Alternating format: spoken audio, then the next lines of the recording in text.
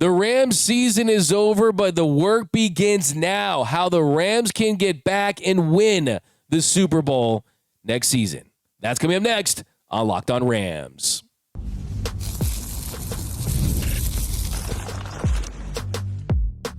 You are Locked On Rams, your daily Los Angeles Rams podcast. Part of the Locked On Podcast Network, your team every day.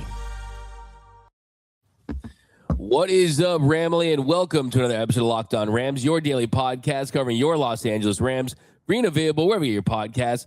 Locked On Rams, part of Locked On Podcast Network. Now, the number one sports podcast network, your team every day. If you haven't yet, do us a huge favor. Join us over on YouTube. Hit the subscribe button. Hit the notification bell. If you want to support every episode of Locked On Rams, drop a like, drop a comment. Podcast listeners, write us a review, read on the show. My name is Doug McCain. You can follow me on X and Instagram at DMAC_LA. I've covered LA sports for over a decade, 24/7 sports, Bleacher Report SI, Dodgers Nation, the LA Sports Report. As always, I'm joined by the Rams pre, half, and post-game show host for the Rams flagship radio station, ESPN 710 LA. He just completed his 11th season covering your Los Angeles Rams, the People's Champ, Mr. Travis Rogers. You can follow him on X at Travis Rogers. And we are going to get into the NFC Championship game, the fallout, what's next for the Rams. And Travis, as you can see, I'm sick. And it's because the Rams made me sick. And there's nothing worse. There's nothing worse than that first wake up after your team gets eliminated or lose the big game. It's like you think maybe you're kind of hoping it was a nightmare. And you're like, did that really happen? Today's the game, right? Today's the game, right? At 3:30, but no, it happened. We can't change what happened. And the Rams, they put together a really, really good run. I think ultimately this season is going to be one of the biggest what-if seasons in franchise history, though. Yeah, there's certainly a lot of questions that are going to be asked after what happened last night. I think that I know we're going to get into all of this. It's incredibly disappointing because I do think that they were one of the two best teams in the league. I think the problem is that they were playing the other one of the two best teams in the league in Seattle, who put together a terrific game. Sam Darnold was amazing last night, just absolutely fantastic. And the flaws that the Rams had all season long were the flaws that the Rams had last night and ultimately cost them a chance to play in Super Bowl 60. It was a successful season, I think, by just about any standard. I think they're going to have the MVP at quarterback this season. I think that's going to happen in the next week or so. But, yeah, very disappointing to get that close and not get a chance to go play for the entire thing when I really do believe that if they played the Seahawks, I know I've said this a lot here on Locked On Rams. I know I've said this a lot on my radio show.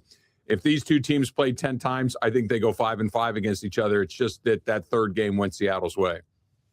It did go their way, and there's no doubt about it. They are a great team, and you have to give Sam Darnold a lot of credit. I mean, they sacked him 3 times for 25 yards, but they didn't get the kind of pressure that we were hoping they would get. Byron Young looked a little compromised. He didn't look like he was at 100%, no pressures. Jared Verse had a handful. They had some key sacks, but really it wasn't to the point where you thought that, oh, they're going to really disrupt the game flow for them. And even when he was pressured at the end of the first half, Jared Verse was in his face, and he still completed that throw to Jackson Smith and Jigba in the end zone. So, yeah, you had to tip your cap. He did not make the mistakes that have cost him in big games before. So credit to him. Kenneth Walker came out, and he was gashing in the run game, and the Rams, they were able to make some adjustments. But really, I think this game epitomizes the Rams' 2025-2026 season. An MVP performance from Matthew Stafford. He was absolutely outstanding. He threw for 374 yards, had 3 touchdowns, completed 62.8% of his passes, even ran for 16 yards, had a key run on 4th down to keep the drive alive in the 4th quarter.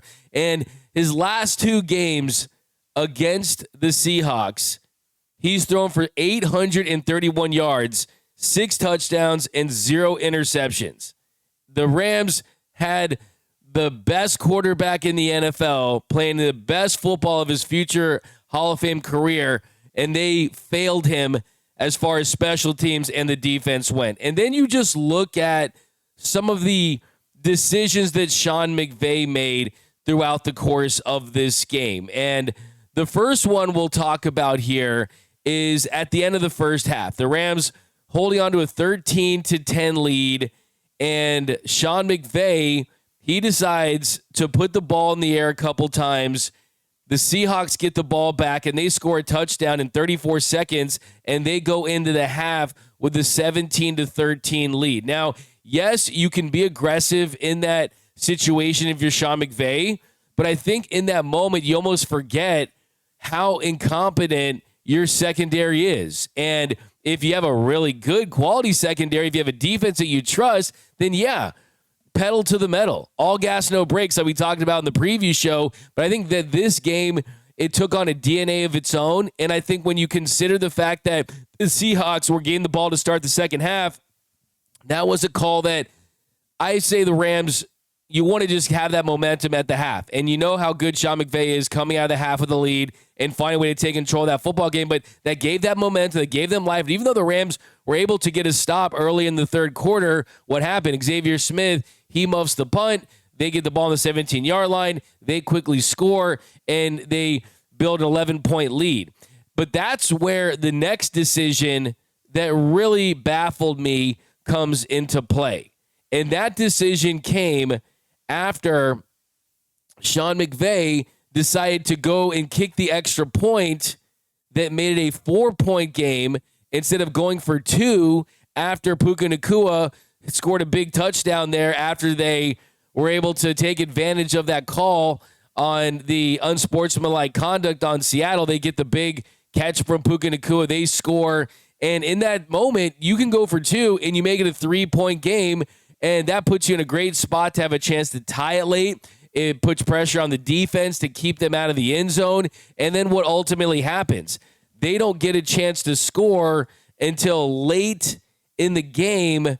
And then what happens? Well, Matthew Stafford and the Rams offense, they can't get it done. They fail to score on 4th and 4, under 5 minutes to play in the game, and they don't get the ball back. So you put yourself in a tough spot there by not going for 2, by allowing Seattle to score before the half. And then I think you just look at the decision, whether it be Sean McVay, whether it be Matthew Stafford, whether it be just the entire group. And yes, the situation where you're going up against a really quality defense is always going to impact where you throw the football. But unfortunately, what's going to keep me up at night, when I wake up in the middle of the night in a cold sweat and I'm staring at the ceiling and I can't sleep and I'm having nightmares of the Week 16 loss to the Seahawks and I'm having nightmares about the NFC Championship game loss, it's going to be because the Rams didn't go down with their best players. They didn't go down with the ball being thrown to Puka Nacua, who had 165 yards receiving this game. He looked like the best offensive player in the NFL. You didn't go down with Devontae Adams, who had a touchdown in the red zone in this one.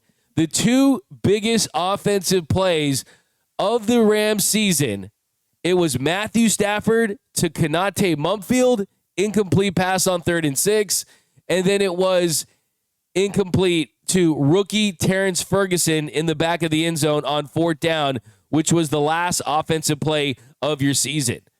And I see Sean McVay running down the sidelines, wondering if he's going to call a timeout. Ultimately doesn't call a timeout. The play doesn't go their way.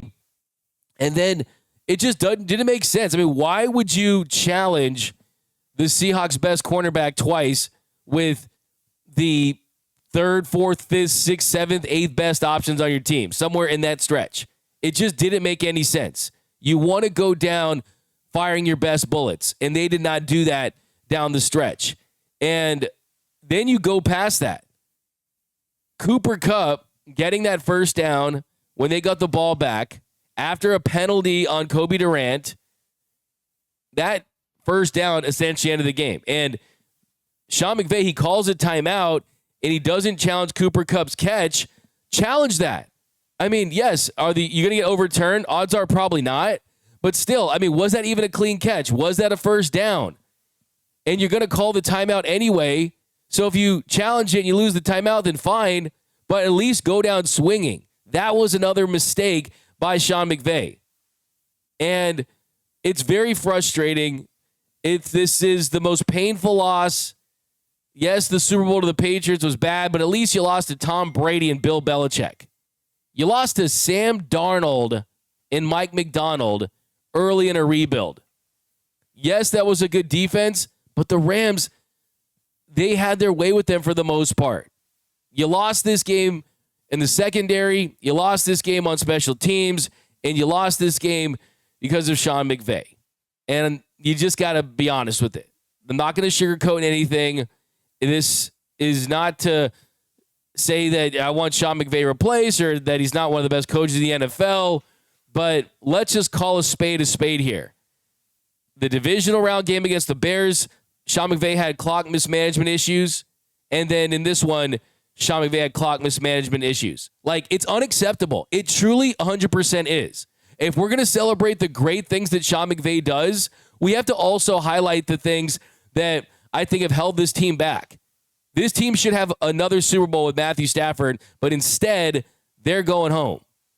And yes, the bigger issue is the fact that you don't have a lot invested in the secondary of this defense and the special teams. Look, if Xavier Smith does not muff that punt, they probably win this game. If Colby Parkinson doesn't have butterfingers and drop that football in the most important play of the season for him, they probably win this game. If Matthew Stafford looks for Puka Nacua and Devontae Adams, I feel better about their chance of winning this game.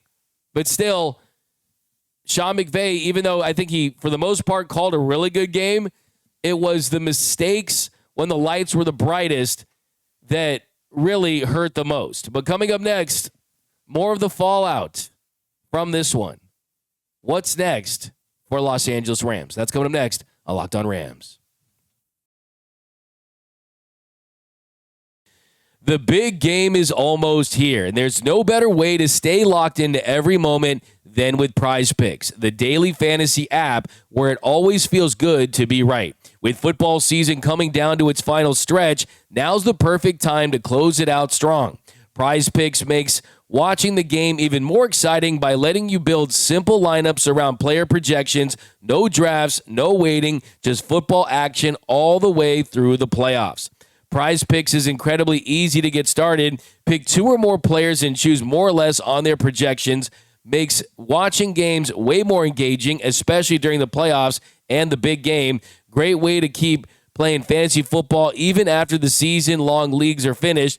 Favorite feature, early payouts, which let you cash out if a player gets off a hot start. And he's off to that hot start that you want. You're going off early in the game. I love being able to mix stars from different teams and build lineups that fit how you watch the game. The new social feed makes it fun to follow friends, share lineups, and get inspiration from other players. Download the Prize Picks app today and use code LOCKEDONNFL to get $50 in lineups after you play your first $5 lineup. That's code LOCKEDONNFL for $50 in lineups after your first $5 lineup. Prize Picks, it's good to be right. What if sports were traded like markets? Now you can put your sports IQ to work in real time with Robinhood Prediction Markets. It's not you against the house, it's you participating in a live market. You can buy or sell your positions live all game long. Use your sports knowledge in the moments that matter. Robinhood Prediction Markets change the game. It's people moving the action, so when momentum shifts, you can move with it. I always knew the game, but never had a dynamic way to apply that knowledge. Now I can actually take part live in a market powered by people. You're no longer just a spectator, play-by-play, you decide. Trade every play with Robinhood, now available across the U.S. Download the Robin app now to begin. Futures and cleared swaps trading involves significant risk and is not appropriate for everyone. Event contracts are offered by Robinhood Derivatives LLC, a registered futures commission merchant and swap firm. And we're off and running here on Locked On Rams. Thank you for making Locked On Rams your first listen every single weekday. Free and available wherever you hear podcasts. Locked On Rams, part of Locked On Podcast Network, your team every day. Just a reminder that we will not be going anywhere. This is going to be the most exciting and eventful offseason in Rams history as far as I'm concerned, because you're so close to winning a Super Bowl and you got a lot of moves to make and you got 2 first-round picks. So this is going to be a very exciting offseason, and we're going to be with you every step of the way. And for the Everydayers, join the Everydayer Club officially. It's a club that has an exclusive members-only Discord where you can chat with Rams fans. You can chat with myself, too, occasionally. Also, members-only exclusive merchandise, sponsorship, ad-free audio, which is incredible. If you want to support myself, Travis, in the show, join the Everyday Listeners Club. Take your Rams fan to the next level. I'm going to put the link in the description so you can join. But here in our second segment, we're going to continue to unpack this loss, continue to make sense of the season, continue to process. I know it's not fun. I know it hurts, but the Rams are a team that's relevant. They're a team that is in the arena, and hopefully we see a Rams team that every single year takes a different step. And let's be honest, we thought the Rams were in on a down to the studs rebuild, that they might not contend for another decade after they went all in during the less need F them picks era. And thankfully, because of how well they've drafted and some smart decisions, they were able to make a quick rebuild and make themselves a contender very quickly. And in this next chapter of Rams football, post Aaron Donald, with the emergence of Puka Nacua, post Cooper Kupp, Stafford and McVay are still doing it. Well, every year you've had them take the next step forward. It was losing to the Lions in the playoffs. Then it was winning a playoff game in the wild card round against the Vikings, and then losing to the eventual Super Bowl champion Philadelphia Eagles in the divisional round. This year, you got all the way past that, and you made it to the NFC Championship game. So if this pattern continues, the Rams will be in the Super Bowl next year. Hopefully the pattern won't be they lose next year and they win the following season. I'm hoping they just get there and they win the whole darn thing this time around. But if you've been following this team this entire season, yesterday was a microcosm and it epitomized the entire season. Season-long issues continue to rear their ugly head. And the special teams unit was ignored by Sean McVay for too long. You had Josh McCarty starting the year. You had bad blocking that led to block kicks, famously the one against the Eagles that led to a collapse there in the fourth quarter. They should have won that football game. You just had too many mistakes on the special teams unit. They fired Chase Blackburn. It was the first time Sean McVay fired a coordinator during the season in his tenure with the Rams, so you know it was serious. Benko Twika definitely improved the operation. And yesterday, look, Xavier Smith made a couple of key mistakes. The first one he muffed was bad. The second one, I don't know why on earth you would try to catch it when you're falling down. Just don't catch it. Just get away from the football. And look, someone's got to fall on the sword.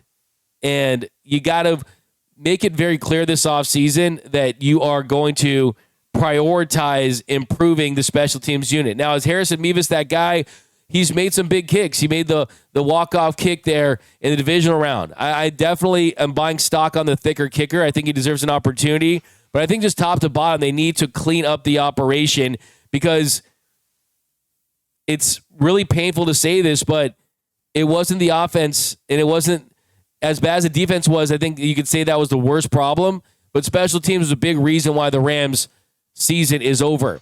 But as far as the defense goes, I mean, you got to find a quarterback. I mean, that's the number one need this offseason. You need to improve the secondary, because you looked at that secondary. I mean, too many times we've seen them get cooked, and it's against really good receivers. Jackson Smith and Jigba, he got everything he wanted yesterday. They had no answer for him. Cooper Kupp, he fittingly for him makes the play that ends the Rams season. And I just want to say this. For all the Tutu Atwell truthers out there, from everything I've heard, nice guy, but didn't do enough for these coaches to earn a spot and get real playing time.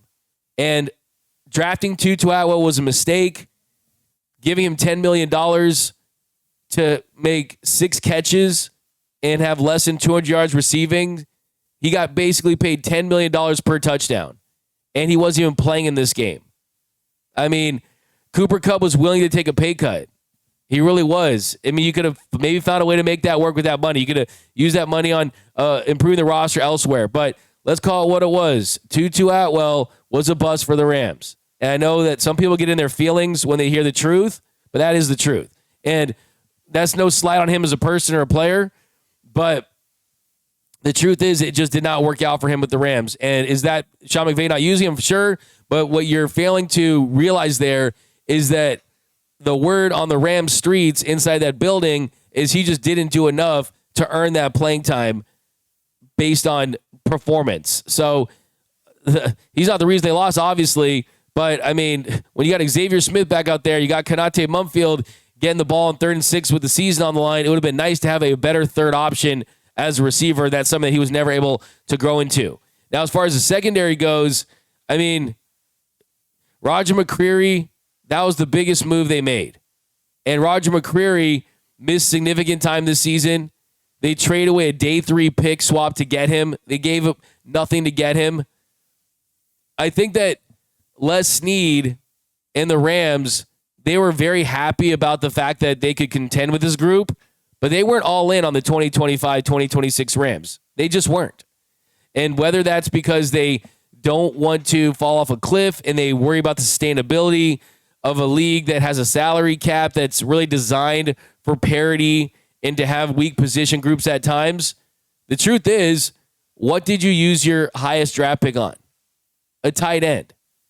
A tight end in Terrence Ferguson that was injured, that didn't get significant playing time and reps throughout the season.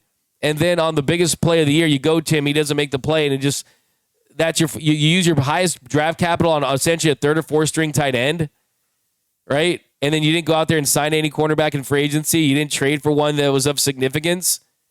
And you just hope that Chris Shula, with a bend but don't break style defense, could mask these deficiencies.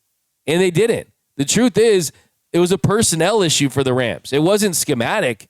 They just did not have dudes. I mean, this is the one of the cheapest defenses in the NFL as far as overall financial commitment. And they just were not, from a resources standpoint, investing money in the secondary. Now they know they need to. Akella Witherspoon was lost. He had multiple injuries. They thought they could get by on the cheap in the secondary, and it cost them. Because if you give this offense a competent secondary, they would have won yesterday's game by 15 points. That's how good that offense is. I mean, the offense, Matthew Stafford had to fly to where Sam Darnold could walk to. He had to make all-time great MVP level throws, ridiculous throws. Sam Darnold's pitch and catch. Made some big throws. Give him credit. But the truth is, you had a $1 million offense, and a secondary was worth a couple of pennies. And pennies are getting discontinued, by the way. So that was something that reared its ugly head and ultimately cost the Rams. It really did. Secondary, special teams, bad decisions, and I think just decision-makings down the end. Now, I think you still feel really good about this Rams team. It was a painful loss. Just that sequence, a lot of sequences cost them. One thing I want to say, too, is this. I tweet out after the Rams lost in Week 16 that loss could have cost them the Super Bowl. I got a lot of Rams fans replying, what are you talking about? Just a regular season loss. Not that big of a deal. You're overreacting. That Week 16 loss cost them the Super Bowl. It really did. It genuinely 100% did. And sure, the Rams is a world where they could have lost at home at SoFi Stadium. But do you really think they would have? Do you genuinely think that that crowd and the circumstances impacted Xavier Smith in that situation? Do you not think that the crowd had an impact late in that game, going to Mumfield, going to Terrence Ferguson? Do you really think so? You think that Sam Darnold is going to give his A+ game on the road at SoFi? The Rams fans would have showed out. They did show out. They were at SoFi Stadium without even the team there, watching on the Halo. Rams fans would have shown out. So the Rams really have no one to blame but themselves, and that's what's unfortunate. And I think that, would you rather be the Rams than 99% of the league? Pretty much. But still, it doesn't make this one hurt any less just because they were right there. They were right there. The Lombardi Trophy was in the end zone, and they were at the 5-yard line. And they win this game. You really like their chance against the Patriots up at Levi's in a controlled environment. And this one's going to sting for a long time. I myself am not going to try to just sweep this one under the rug and get over it, trying to learn from this one. But there's a reason why you really fall in love with teams when they lose, and that's just kind of how it is. Is a bond that really happens in this when you watch a team going through their battles, and that's why when they ultimately win a championship with this group with Puka Nacua and Matthew Stafford next season, it's going to be that much more satisfying because of the pain you're feeling. Now, in the book Boys of Summer by Roger Kahn, written about the Boys of Summer Dodgers, he has a quote, "You may glory in a team triumphant, but you fall in love with a team in defeat." So that's how you feel about this Rams team. The reason why you're hurt is because you love them so much, and I'm with you on that one. This one stings, and I will say this was a very entertaining season. But coming up next, how much money the Rams have to spend? What's next? That's coming up next on Locked On Rams. If you're hiring someone who looked good on paper but wasn't the right fit, you know how important that is. When you want candidates who truly match what you're looking for, trust Indeed sponsored jobs. Hiring Indeed is all you need. Stop struggling to get your job post seen on other sites. Indeed sponsored jobs put your post at the top of the page and help you reach the right candidates faster. If I need to hire someone for this show, which of course I wouldn't because the People's Champ, he's the GOAT, I'd go straight to Indeed though. If I did, Indeed would be the spot though. Let's just put it that way. And to be very specific about what I need, I would use real experience, not just a resume buzzword to find someone that could be perfect for the Ramley out there. Instead of struggling to get your job post seen, Indeed sponsored jobs helps your listed stand out, and it helps that listing just pop, and it reaches quality candidates faster. Sponsored jobs boost your post to the people who are the best match for your role, and it makes it a real difference. According to Indeed data, sponsored job posted directly on Indeed are 90% more likely to report a hire than a non-sponsored job. Spend more time interviewing candidates who check all your boxes with less stress, less time, and more results using Indeed sponsored jobs. Listeners of the show get a $75 sponsored job credit to help give your job the premium placement it deserves at Indeed.com/LockedOnNFL. Just go to Indeed.com/LockedOnNFL right now and support the show by saying you heard about Indeed on the podcast. Terms and conditions apply. Hiring, do it the right way with Indeed. And welcome back to Locked On Rams. Thank you for making Locked On Rams your first listen every single weekday. Free and available wherever your podcast. Locked On Rams, part of Locked On Podcast Network, your team every day. Okay, so the good news, Ramley, is that they're so close to getting back and winning the Super Bowl, and they have a war chest of multiple first-round picks and cap space. They're projected to have around $45 million for next season, but that's before they make moves. And most importantly, they have $178 million in 2027.